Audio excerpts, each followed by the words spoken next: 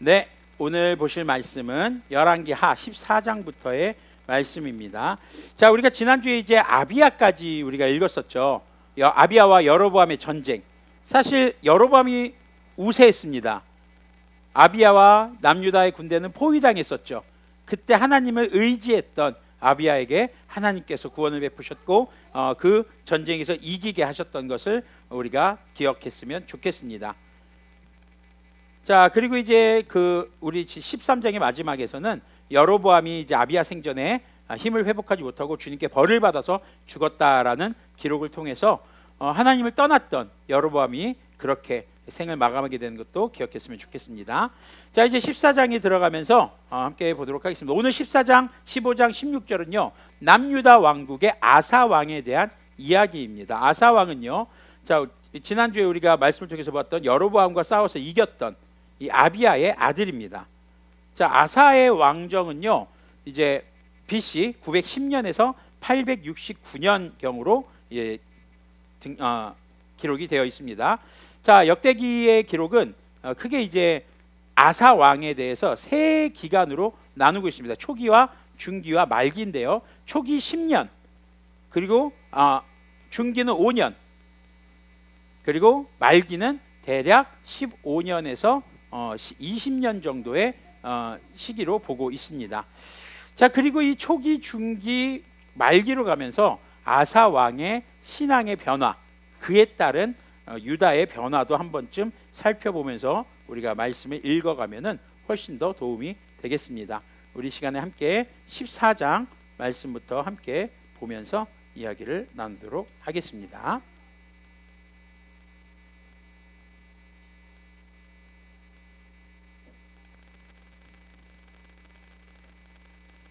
(14장) 아비야가 그의 조상들과 함께 누움에 다윗성에 장사되고 그의 아들 아사가 대신하여 왕이 되니 그의 시대에 그의 땅이 10년 동안 평안하니라. 아사가 그의 하나님 여호와 보시기에 선과 정의를 행하여 이방 제단과 산당을 없애고 주상을 깨뜨리며 아세라상을 찢고 유다 사람에게 명하여 그 조상들의 하나님 여호와를 찾게 하며 그의 율법과 명령을 행하게 하고 또 유다 모든 성읍에서 산당과 태양상을 없애매 나라가 그 앞에서 평안함을 누리니라. 자, 여기서 보면은요 종교개혁이 일어납니다. 아사의 시대 때. 지금 아사가 왕이 되면서 성경에서는 열왕기 하에서는 지금 하나님 보시기에 좋은 일, 선한 일, 올바른 일을 행했다고 하면서 3절에서 이방 제단을 없애고 산당을 없애고 석상을 깨뜨리고 아세라 목상을 부수는 모습이 등장을 합니다. 그래서 백성들에게 하나님의 뜻을 찾고 율법과 명령을 실천하겠다는 건 뭘까요? 가르쳤다는 얘기입니다. 그리고 산당과 태양상을 없애버립니다. 자, 보세요. 태양상까지 있었다는 것은요, 태양신은 주로 어디에서 섬겼던 신으로 알려져 있죠? 애굽, 맞습니다. 그럼 그런 지금 이 주변 국가들의 이 신들이 굉장히 많이 이스라엘 내에도 남유다 왕국에도 토착화되어 있는 그런 모습을 볼 수 있거든요. 이게 단순히 종교 변화만을 얘기하는 게 아닙니다. 아세라, 바알, 태양신 전부 다 무엇과 연관되어 있는 걸까요? 풍요, 농경사회에서의 풍요로움입니다. 자, 풍요로움을 기원하는 그런 종교적 문화예요. 사실 이게 관습화되어 있었고 이스라엘 사람들에게도 굳어져 있는 습관이었다라는 것입니다.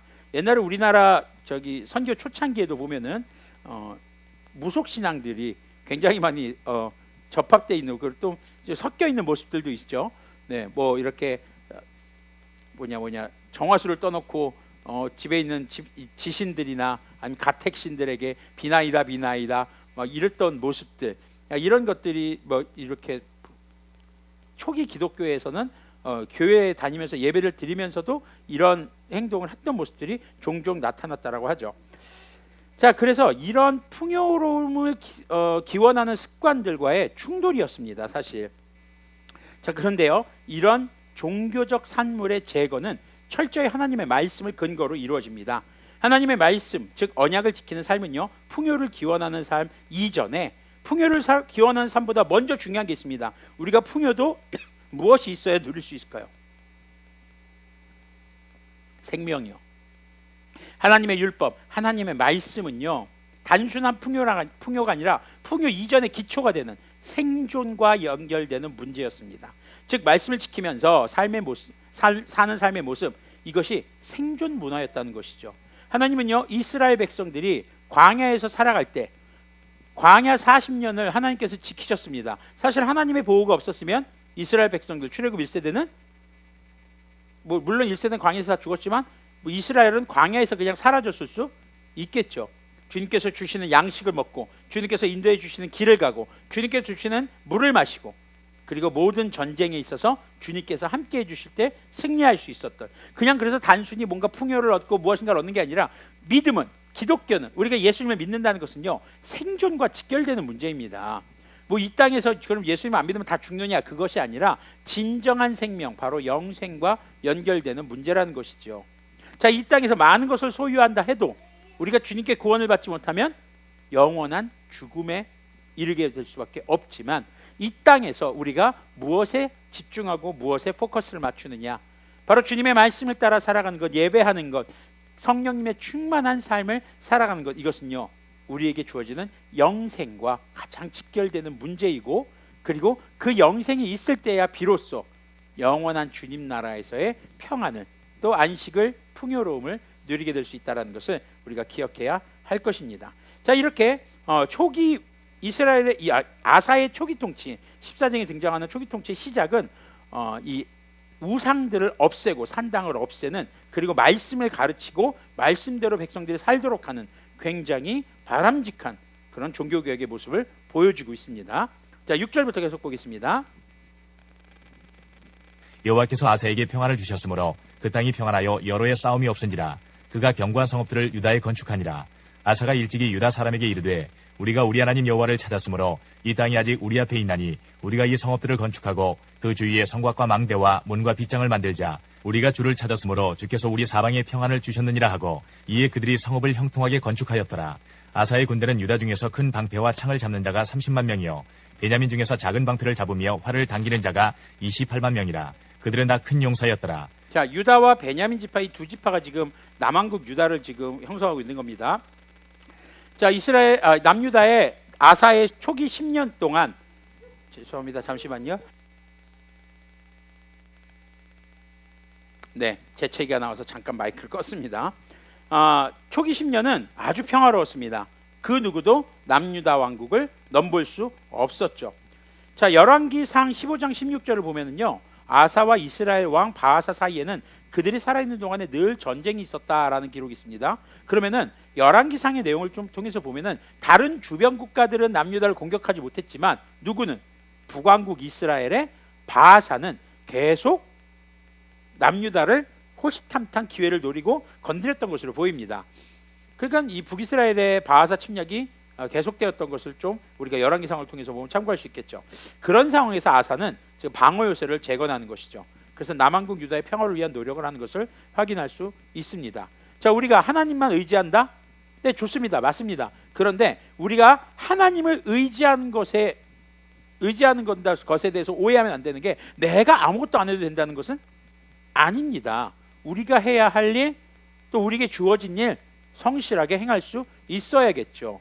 자, 죄가 우리에게 침범하지 못하도록 우리는 어떻게 될까요? 하나님, 저를 죄에서 구해주세요. 그래서 죄 짓고 난 다음에 물어요. 하나님, 저 왜 안 구해주셨어요? 저 왜 죄로부터 안 막아주셨어요? 그건 여러분들이, 우리들이 잘못한 거죠. 자, 어떻게 해야 됩니까? 죄가 우리의 삶에 스며들지 못하도록, 죄가 우리의 삶을 괴롭히지 못하도록 어떻게 해야 돼요? 방어벽을 쳐야죠. 말씀의 벽, 성도의 교제의 벽, 기도의 벽, 그런 방어진을 치고 죄가 우리의 삶에 들어오지 못하도록 우리 역시 최선의 노력을 해야 한다는 것이죠. 그리고 죄에 가까이 가지 않도록 우리 역시 행실을 삼가 조심해야 하는 건 역시 우리의 책임인 것을 우리는 기억해야 합니다. 무조건 하나님께서 다 해주신다? 하나님, 그래놓고서 나중에 하는 말이 뭡니까? 극단적인 경우에 하나님이 진짜 살아계시면 왜 죄를 만드셨어? 죄는 하나님이 만드신 게 아니라 하나님의 말씀에 불순종한 것이 죄였던 것을 여러분들이 기억했으면 좋겠습니다. 자, 9절부터 계속 보겠습니다. 이제 에티오피아 사람들이 공격을 감행을 합니다. 구스 사람 세라가 그들을 치려하여 군사 100만 명과 병거 300대를 거느리고 마레사에 이르매. 자, 구스가 에티오피아예요. 아사가 마주 나가서 마레사의 스바다 골짜기에 전열을 갖추고 아사가 그의 하나님 여호와께 부르짖어 이르되. 자, 여기 11절이요, 굉장히 중요한 아사의 신앙의 고백이 담긴 기도입니다. 여기 눈여겨봐 주시길 바랍니다. 이어 힘이 강한 자와 약한 자 사이에는 주밖에 도와주리가 없사오니 우리 하나님 여호와여 우리를 도우소서. 우리가 주를 의지하오며 주의 이름을 의탁하옵고 이 많은 무리를 치러 왔나이다. 여호와의 주는 우리 하나님이시오니 원하건대 사람이 주를 이기지 못하게 하옵소서 하였더니. 자, 여기서 기도의 핵심은요, 사람이 주님을 이기지 못하게 해주십시오. 표준세 번역으로 한번 읽어드릴게요. 주님께서는 돕고자 하실 때에는 숫자가 많고 적음이나 힘이 세고 약함을 문제 삼지 않으십니다. 우리가 주님을 의지하고 주님의 이름으로 이 무리를 물리치러 왔으니 주 우리의 하나님 우리를 도와주십시오. 주님은 우리의 하나님이십니다. 인간이 주님을 이기지 못하도록 해주십시오. 지금 이 전쟁을 하는 사람은 누구예요? 아사예요. 근데 아사의 전쟁에 누구를 개입시키고 있어요? 하나님이요. 자기의 그럼 일에 하나님을 이용하는 걸까요? 사실 이 당시의 신앙의 고백으로 본다면 하나님의 이름을 위해서, 바로 하나님을 위한 전쟁으로 우리가 아사는 그렇게 인식하고 있다고 봐야 할 것입니다. 특히 이 아사의 아버지 아비야가 굉장히 위기의 순간, 어떤 상황에서 봐도 불리한 전쟁에서 여로보암을 이겼단 말이죠. 하나님의 도우심으로요. 어쩌면 그러한 것을 보고 들은 경험이 아사에게도 남아있던 것은 아닐까라는 추측도 해볼 수 있겠죠. 어찌되었든 아사의 신앙의 고백은요, 굉장히 신실했던 고백으로 보여집니다. 하나님의 승리를 통해서, 이 전쟁의 승리를 통해서 주님의 영광이 나타나길 기도하고 있는 것이죠. 자, 우리가 주님께 기도하는 건 역시 마찬가지입니다. 우리가 승리를 하느냐 승리하지 못하느냐보다 중요한 것이 우리의 삶을 통해서 주님의 영광이 나타나느냐 나타나지 못하느냐에 있는 것을 여러분들이 기억하셨으면 좋겠습니다. 그래서 여러분들이 이 땅에서 돈을 많이 벌고 성공하고 승진하고 취업하고 아니면 좋은 대학 원하는 곳에 가는 것, 이것이 우리의 전쟁의 승패의 문제가 아니라 어떤 상황에서든 주님의 영광이 우리의 삶에 드러나기를 기도하는 것, 그것이 우리의 진정한 기도가 되어야 할 줄로 믿습니다. 그런데 그러면은 이 당시에는 왜 승리와 주님의 영광이 연결됐던 걸까요? 당시 문화가 그랬어요. 고대 중근동의 문화는요, 민족과 민족, 그 단순한 국가와 국가의 전쟁이 아닙니다. 바로 그들이 섬기는 신들의 전쟁이었어요. 어느 민족이나 어느 국가가 이겼다라는 것은요, 그들이 섬기는 신이 더 강하다라는 것을 증거하는 그런 결과를 인식했습니다. 그런 역사적, 문화적 배경들을 우리가 참고로 이 기도를 인식해야 하겠습니다. 자, 이렇게 초기 통치에 이렇게 에티오피아 군사를 무찌르는 이런 이야기들이 이제 마무리가 됩니다. 계속 보겠습니다. 여호와께서 구스 사람들을 아사와 유다 사람들 앞에서 치시니 구스 사람들이 도망하는지라. 아사와 그와 함께한 백성이 구스 사람들을 추격하여 그랄까지 이르매 이에 구스 사람들이 엎드러지고 살아남은 자가 없었으니 이는 여호와 앞에서와 그의 군대 앞에서 패망하였습니다. 노력한 물건이 매우 많았더라. 여호와께서 그날 사면 모든 성읍 백성을 두렵게 하시니 무리가 그의 모든 성읍을 치고 그 가운데 있는 많은 물건을 노력하고 또 짐승 지키는 천막을 치고 양과 낙타를 많이 이끌고 예루살렘으로 돌아왔더라. 자, 에티오피아 군대를 무찌릅니다. 한 명도 살아남지 못합니다. 수많은 전리품을 가져옵니다. 이렇게 이 당시에는 전쟁에서 이기면요, 그들이 섬기는 신이 능력이 있다는 것을 증명함과 동시에 수많은 전리품을 통해서 그 나라와 민족의 어떤 부국강병이 이루어지는 그런 결과를 초래했었죠. 자, 그래서 하나님을 의지했던 아사에게 하나님의 승리는 아사가 통치하는 유다의 이렇게 부국강병으로 이어지는 그런 결과로 나타나게 됩니다. 이렇게 초기 통치의 모습이 나타납니다. 자, 그리고 이제 15장부터는 아사의 통치 중기의 모습으로 들어가게 됩니다. 15장. 하나님의 영이 오데세 아들 아사랴에게 임하심에 그가 나가서 아사를 맞아 이르되 아사와 및 유다와 베냐민의 무리들아 내 말을 들으라. 너희가 여호와와 함께하면 여호와께서 너희와 함께하실지라. 너희가 만일 그를 찾으면 그가 너희와 만나게 되시려니와 너희가 만일 그를 버리면 그도 너희를 버리시리라. 자, 보세요. 지금 하나님께서 백성들과 함께하는 원인, 어떻게 하면 하나님께서 함께 하실까요? 우리가 아까 찬양했죠. 그 누구도 나를 향한 주님의 사랑에서 우리를 끊을 수 없다고. 단 우리가 돌아서지 않으면요. 오늘 아사랴라고 하는 하나님의 예언자가 등장을 합니다.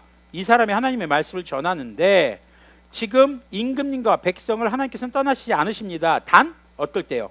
임금님과 백성이 주님을 떠나지 않는 한, 그리고 임금과 백성이 찾으면 또 주님은 만나 주실 것입니다. 근데요, 단순히 주님 어디 계십니까? 이렇게 찾는 게 아닙니다. 무엇을 통해서 찾아야 할까요? 하나님의 말씀을 따라서요.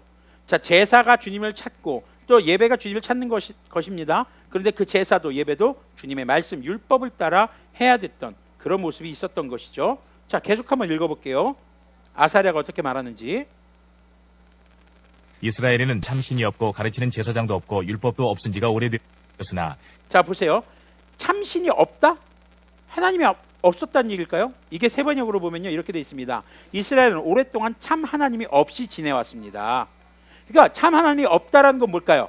하나님이 존재하지 않으신다? 아닙니다. 하나님께서 이스라엘 백성들과 함께하지 않으셨다라는 겁니다. 그 얘기는 뭡니까? 백성들이 주님을 떠났었다라는 얘기입니다. 백성들이 주님을 찾지 않았다라는 얘기입니다. 어려울 때 주님을 찾지 않았을까요? 아니요, 찾았습니다. 단 주님의 말씀대로 찾지 못했던 것을 우리는 기억해야 할 것입니다. 자, 계속 한번 볼게요. 4절부터.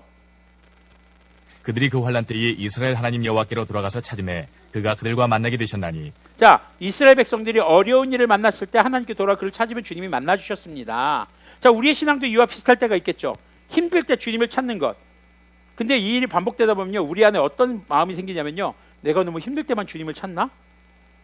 자, 보세요. 힘들 때 주님을 찾는 게 잘못된 겁니까? 아주 잘하는 겁니다. 힘들 때 주님을 찾아요. 그런데 뭐가 문제가 되는 겁니까? 힘들 때만 주님을 찾는 게 우리 신앙에 어쩌면 문제로 다가올 수 있다라는 것이죠. 자, 계속 한번 보겠습니다. 그때에 온 땅의 모든 주민이 크게 요란하여 사람의 출입이 평안하지 못하며 이 나라와 저 나라가 서로 치고 이 성읍이 저 성읍과 또한 그러하여 피차 상한 바 되었나니 이는 하나님이 여러 가지 고난으로 요란하게 하셨습니다. 자, 요란하게 하셨습니다. 하나님께서 이런 고통을 주신 게 아니라, 이 말씀을 표준세번역으로 보면요, 이것은 하나님께서 사람들이 온갖 고난 속에서 고통을 받도록 버려두셨기 때문입니다. 고통, 이것은 누가 유발시켰다? 인간들이.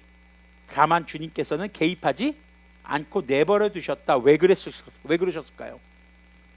주님을 찾지 않았고 주님께 부르짖지 않았고 주님의 말씀대로 주님을 구하지 않았기 때문이었겠죠. 주님께 간구하고 주님께 요청할 때 주님은 이스라엘 백성들을 구해 주셨습니다. 7절을 계속 볼게요. 그런즉 너희는 강하게 하라. 너희의 손이 약하지 않게 하라. 너희 행위에는 상급이 있음이라 하니라. 자, 강하게 하라. 이것은요, 기운 내십시오. 낙심하지 마십시오. 임금님과 백성이 하는 수고에는 상급이 따를 것입니다. 자, 이 말을 들은 아사는 어떻게 행동할까요? 8절부터 보겠습니다.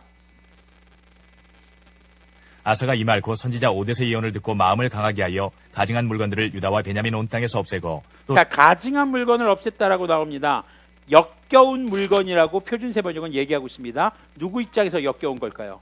하나님 입장에서 역겨운 물건, 우상, 하나님 이외에 다른 것을 의지하는 것, 그것이 아무리 풍요를 기원하고 우리의 생활에 필요하고 좋은 것으로 여겨질지 몰라도 하나님께서 기뻐하지 않으신 것은 주님 앞에 역겨운 물건이라는 것입니다.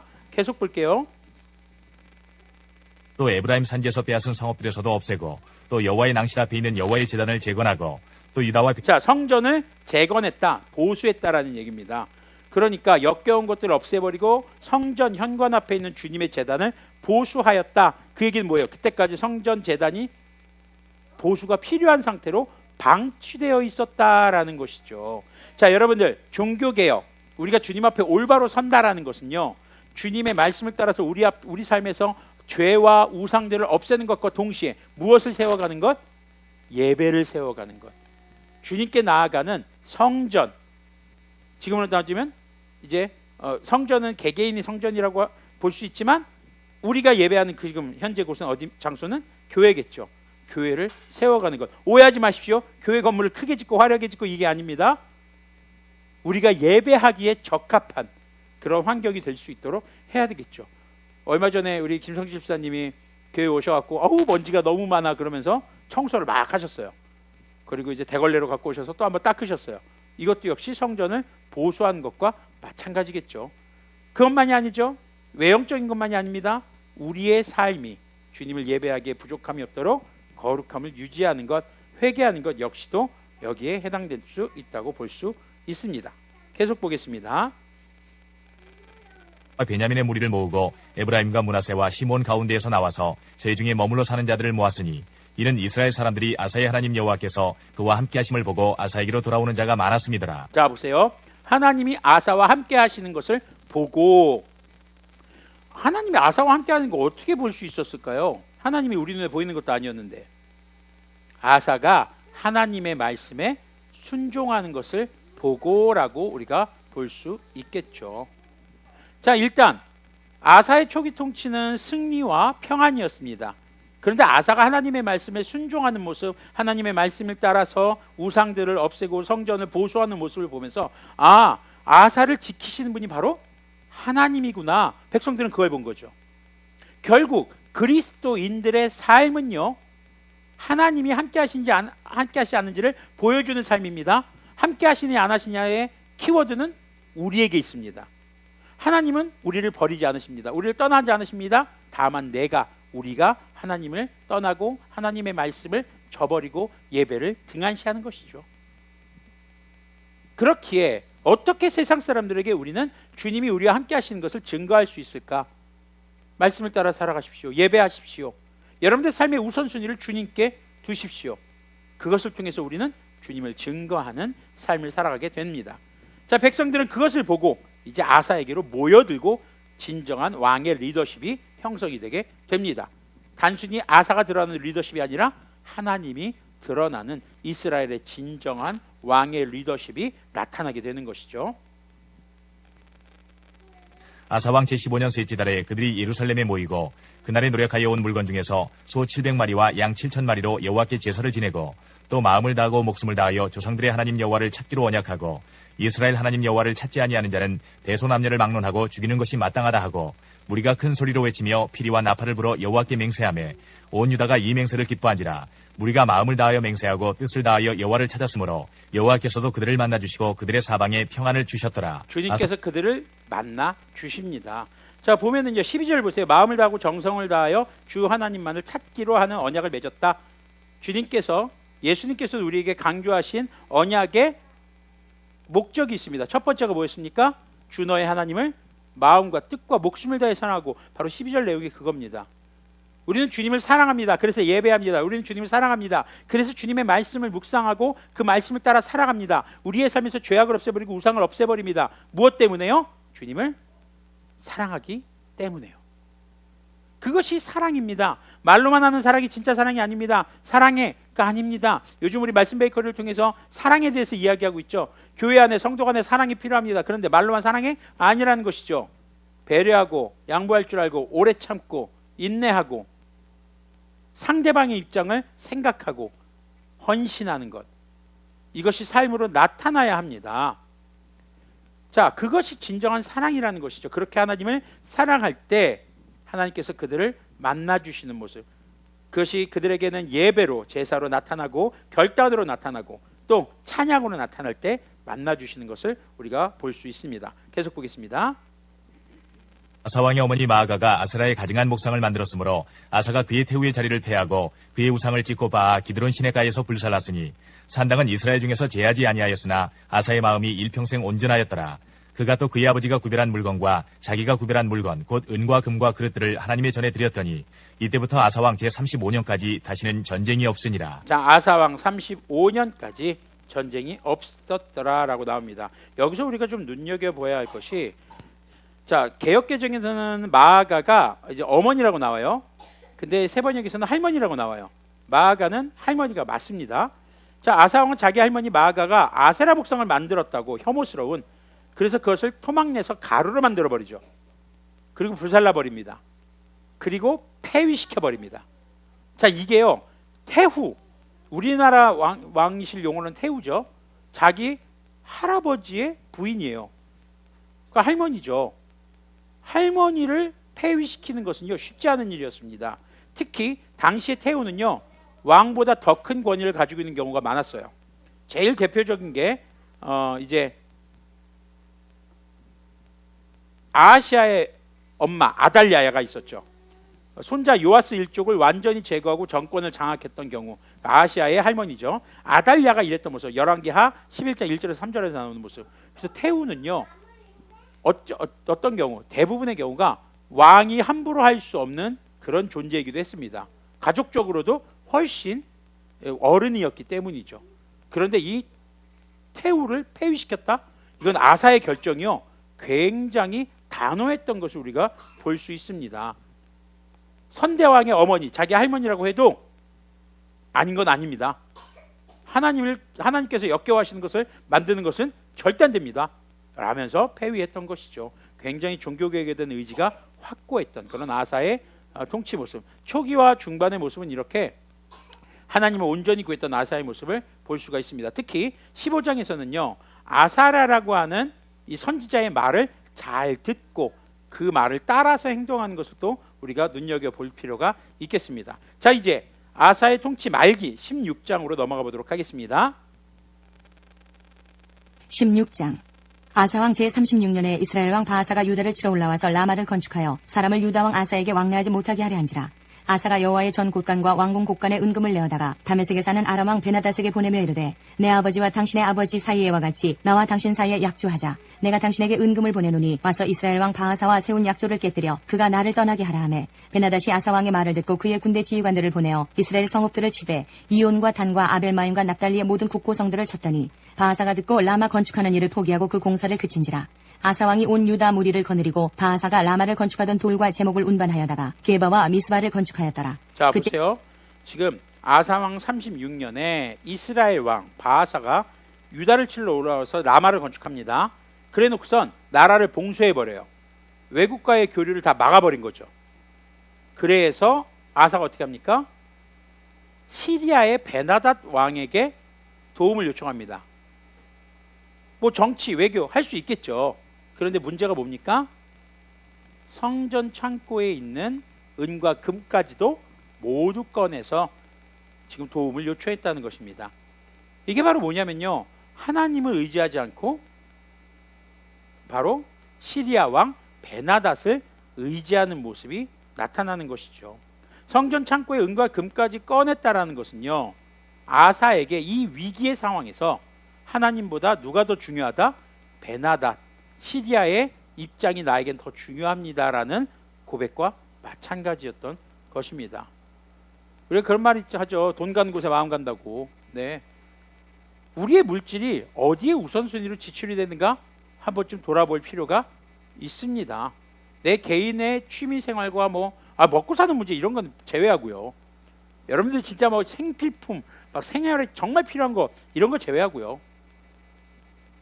그래서 우리가 주님께 10의 1조를 드리는 것은요, 우리 물질의 우선순위가 어디에 있는지를 고백하는 중요한 신앙의 고백이기도 한 것입니다.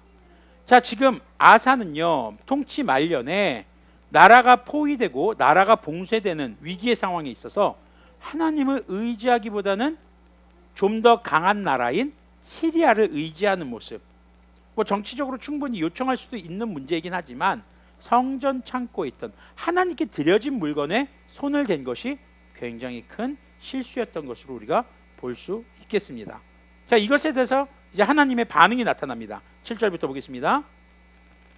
그때 선견자 하나니가 유다 왕 아사에게 나와서 그에게 이르되, 자, 하나니라는 선견자가 아사에게 옵니다. 왕이 아람 왕을 의지하고 왕의 하나님 여호와를 의지하지 아니하였으므로 아람 왕의 군대가 왕의 손에서 벗어났나이다.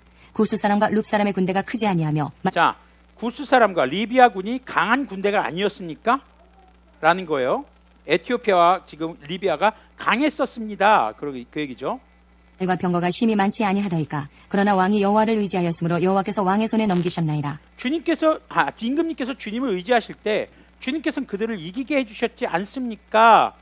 하나님께서 베푸셨던 승리의 역사를 다시 한번 상기시키는 말을 합니다. 여호와의 눈은 온 땅을 두루 감찰하사 전심으로 자기에게 향하는 자들을 위하여 능력을 베푸시나니, 이 일은 왕이 망령되이 행하였은즉 이후부터는 왕에게 전쟁이 있으리이다 하매, 망령되이 어리석게 행동하셨습니다. 이제부터 전쟁에 휘말리실 것입니다. 자, 그럼 이 말을 들은 아사의 반응, 초반에 중기 통치에서 아사랴의 예언에 대해서는 잘 청종했고 그 말씀을 따랐죠. 10절을 한번 볼게요. 아사가 노하여 선견자를 옥에 가두었으니 이는 그의 말에 크게 노하였음이며 그때 아사가 또 백성 중에서 몇 사람을 학대하였더라. 자, 아사는요 이 선견자 하나니의 말을 참을 수가 없었다고 합니다. 하나님의 말씀을 듣고 분노한 것이죠. 자신을 지적지려고 자신을 정죄했다라고 여긴 것입니다. 감옥에 가둡니다. 그런데요 여기서 또 우리가 눈여겨봐야 될 게 백성들 가운데서 얼마를 학대했다. 학대받은 백성들은 누굴까요? 하나님을 잘 섬기는 사람들이었던 것으로 추측이 됩니다. 바로 하나님 선견자의 말에 따르지 않는 아사를 반대했던 인물들이겠죠. 자신을 따르지 않았다는 이유로 학대했다는 것을 우리가 볼 수 있는 것입니다. 11절부터 보도록 하겠습니다. 아사의 처음부터 끝까지의 행적은 유다와 이스라엘 열왕기에 기록되니라. 아사가 왕이 된 지 39년에 그의 발이 병들어 매우 위독했으나 병이 있을 때에 그가 여호와께 구하지 아니하고 의원들에게 구하였더라. 자, 그러면 이것을 볼 때 아플 때 의사들을 찾는 것은 믿음이 없는 행동일까요? 그때도 말씀드렸지만 의술도 약도 하나님께서 주신 것을 믿고 주님을 의지하며 이제 주님께서 주신 방법으로 여길 때 우리는 의사들을 찾아가는 것이 마땅하다고 볼 수 있겠죠. 다만 하나님을 찾지 않고 구하지 않고 다른 방법으로만 찾는 것이 문제가 될 수 있겠죠. 아사가 왕위에 쓴 지 41년 후에 죽어 그의 조상들과 함께 누움에 다윗성에 자기를 위하여 파두었던 묘실에 무리가 장사하되 그의 시체를 법대로 만든 각양 향 재료를 가득히 채운 상에 두고 또 그것을 위하여 많이 분향하였더라. 자, 아사왕의 통치가 이렇게 마무리가 됩니다. 결국에는 병이 생겨서 죽음에까지 이르게 되는 상황이 되는 것이죠. 아사왕의 이 통치 시기들을 보면은 역대기 14장 2절을 보면요. 아사는 그의 하나님이 보시기에 좋은 일, 올바른 일을 하였다라고 기록하고 있습니다. 그런데 15장 11절을 보면은요. 아사는 그의 조상 다윗과 같이 주님께서 보시기에 정직하게 행하였다라고도 기술했어요. 열왕기 상에서는요. 그런데 이런 초기 통치와는 달리 말기로 가면서 지금 14장 3절에서 5절 보면은 이방 제단과 산당을 없애고 석상을 깨뜨리고 아세라 목성을 부수었다라고 기록하고 있는데 15장 17절로 가면요. 그렇다고 산당이 모두 제거된 것은 아니었지만으로 등장을 합니다. 자, 산당을 다 없애버렸는데 앞에서는 여기서 모두 제거된 것은 아니었다? 이게 무슨 말일까요? 없앴던 산당이 다시 생겼다는 겁니다. 자, 그 다음에 주님께서 아사의 평안을 주셨으므로 나라가 조용하였고 여러 해 동안 아무도 그에게 싸움을 걸어지 못했다라고 14장 6절은 기록하고 있습니다. 그런데 16장 9절 하나님의 예언에서는 뭡니까? 이제부터 임금님께서는 전쟁에 휘말리실 것입니다. 아사 왕의 통치가 초기에서 중기, 후기로 넘어가면서 후기에서는 점점 포악해지고 또 위기와 전쟁이 오는 모습을 볼 수 있습니다. 가장 중요한 것 바로 하나님의 선지자 아사랴의 말에 대해서는 15장 8절에서는 그 말을 듣고 성읍에서 역겨운 물건들을 없애버리죠.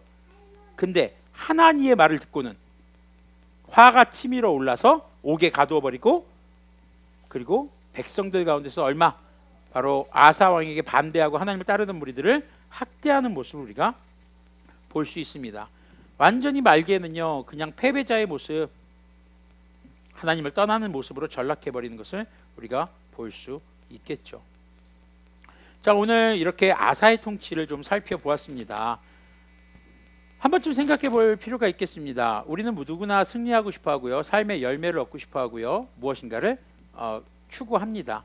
그럼 진정한 승리, 진정한 열매는 무엇일까요?